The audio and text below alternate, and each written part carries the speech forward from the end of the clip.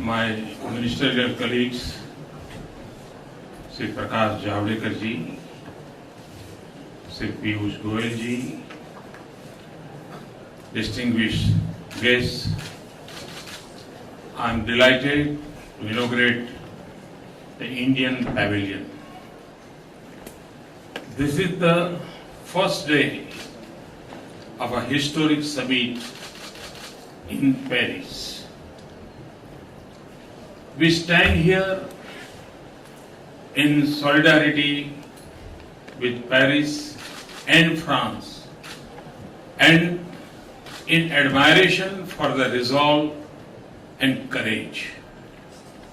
The entire world, 196 nations, has come together to shape the future of this world and the health of our planet.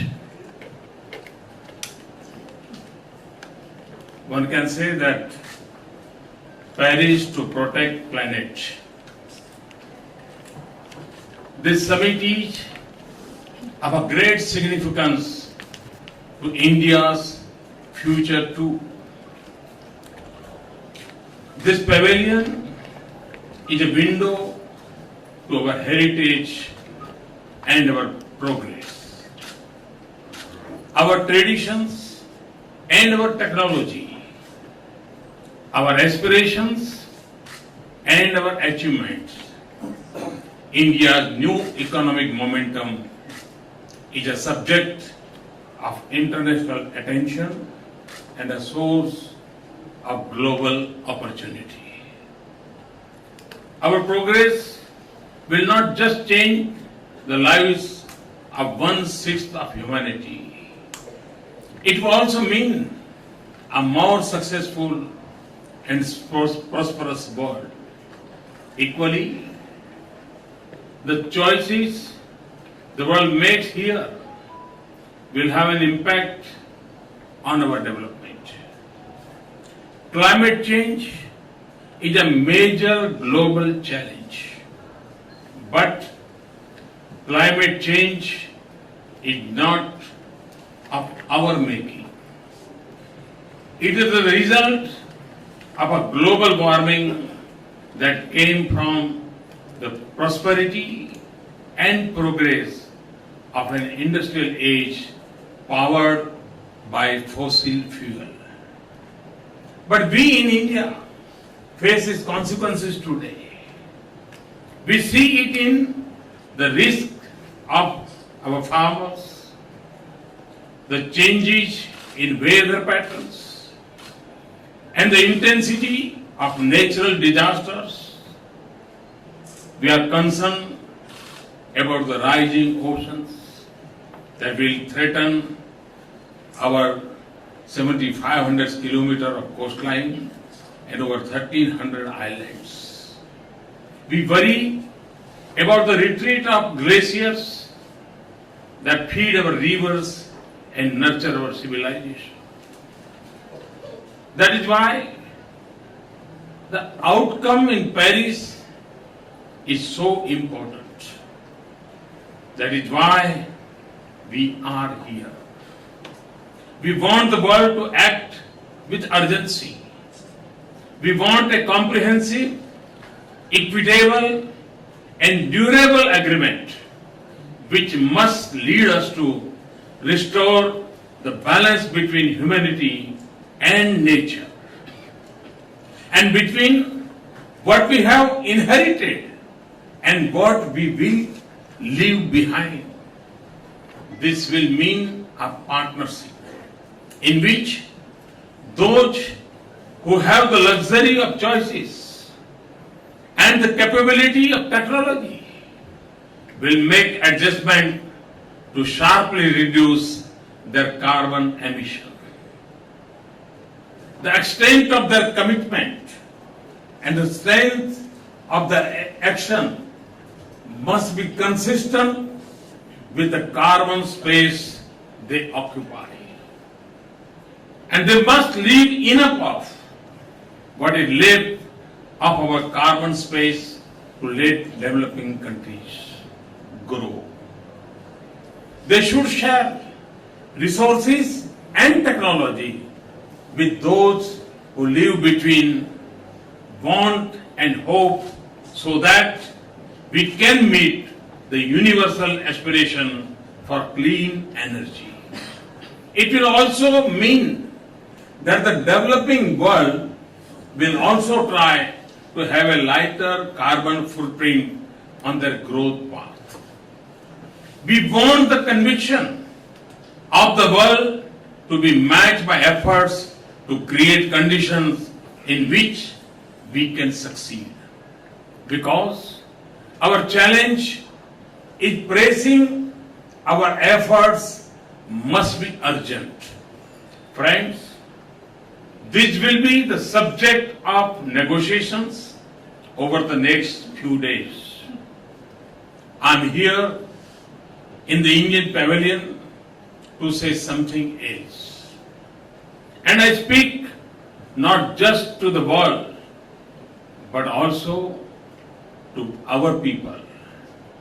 India's progress is our destiny and the right of our people. But we are a nation that must also lead in combating climate change. It stems from our obligation to give our people clean air, clean rivers, resilient farms, healthy habitats, and forests rich with life. It comes from our conviction that we must aim not just for higher incomes, but better quality of life. It comes from our commitment to the world. Above all, it arises from our timeless traditions and beliefs. The choices a people make are shaped by their culture and beliefs. In India, nature has always been treated as mother. Since ancient times, we have seen humanity as a part of nature, not superior to it. The divine has manifested in nature's diverse forms. We have always believed that nature does not exist for human race, but that we can't exist without nature. So, nature is meant to provide and nurture, not to exploit. When nature is in equilibrium, our lives and our world will be in balance. This is what we learn from Kshetrapati Sukta in Rigveda. Kshetrasya pate madhu ana anta murmim dhenariv payo asmam druksha madhuhu chutam drut miva suput amrutasya na patayo mulayantu. This means, O Lord of field, with the sweet waves of Mother Nature's blessings, may you milk our fields like the milk of a cow. With the sweetness of Mother Nature's bounty which falls like a clarified butter, may you shed our grace on us. This is why Atharva Veda calls it a bounden duty that we must protect the earth so that life can be sustained. This is what we see in Gandhiji's life and his advice that the world has enough to everyone's need, but not for anyone's greed. This is what we have tried to capture in the publication Parampara that we have just released. This is why recycling and conservation comes naturally to us, and why we have sacred groves across our nation. Friends, and it is this spirit that allows us to set an ambitious and comprehensively strategy to combat climate change.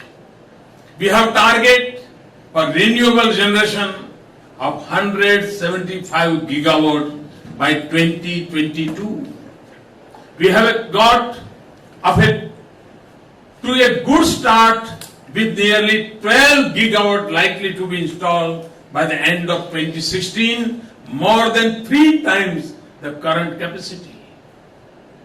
Like cellular phones before, we can use renewable energy to bring power to over 18,000 unconnected villages quickly and cleanly. By 2030, we will generate 40% of our installed capacity will be based on non-fossil fuel. We will convert waste to energy. We will make our cities smart and sustainable and transform public transportation, including through 50 new metro rail projects. We are investing in supercritical technology in thermal plants. We have imposed tax on coal and reduced subsidies on petroleum products. We are raising fuel standards for automobiles, and we have introduced tax-free bonds for renewable energy. We have a massive program to expand our forest cover to protect our biodiversity. In the past few months, millions of households have switched to LED bulbs, and we have plans to replace diesel by fuel cells to power the thousands of our telecom towers. Our vision of India is a global manufacturing hub, rests on the simple principle of a zero defect, zero effect production that is perfect and leaves no footprint on environment. Our mission of more crop per drop will not only improve the lives of farmers, but will also reduce the pressure on a scarce resources. And research and innovation in clean energy is a high priority. We want to make conventional energy like coal cleaner. We will make renewable energy cheaper and convenient to install even in our homes. We want to make it more reliable and easier to feed into our transmission lines. From governments to communities, there are countless examples of innovation and enterprise that are restoring the health of our environment. I have tried to capture some of these initiatives in my book, Convenient Action, which we shall present today. Friends, this is the voice of our people and the call of our nation and the consensus of our polity. India's leadership on environment has been the vision of Indian leaders and successive governments from Stockholm in 1975 to Copenhagen in 2009. We are raising our national effort to an entirely new level, and we are intensifying our international partnerships. So we come to Paris with our commitment, but we also come with hope. So we approach the negotiations under the UN Framework Convention on Climate Change in a spirit of partnership, which must be based on the principle of equity and common but differentiated responsibilities. Later today, I will join leaders from major developing world for an innovation summit, because I believe that innovation and technology hold the key to our collective success. President Hollande and I will also co-chair the launch of my long-cherished dream of an international solar alliance to promote greater use of solar energy in the 121 solar-rich nations. To call the world to look deep into the ancient wisdom of all our civilizations, cultures and religions, I had requested President Hollande to bring out a book of quotations from around the world. I am happy that we will release it today. And I will also call for a change in lifestyles so that we reduce the burden on our planet. The enduring success of our efforts will depend on the way we live and think. In conclusion, therefore, let me return to the theme that defines us in India, the spirit of partnership, the belief in oneness with the whole, that is nature. To the people of India and our friends in the world, I call you to live with the commitment of Loka Samasta Sukhina Bhavantu. The desire of well-being should include our planet, our nature, all countries, and the entire humanity. If our thinking is right, we will form a true global partnership of capabilities and needs that leads us to a low carbon age. Thank you very much. Thanks a lot.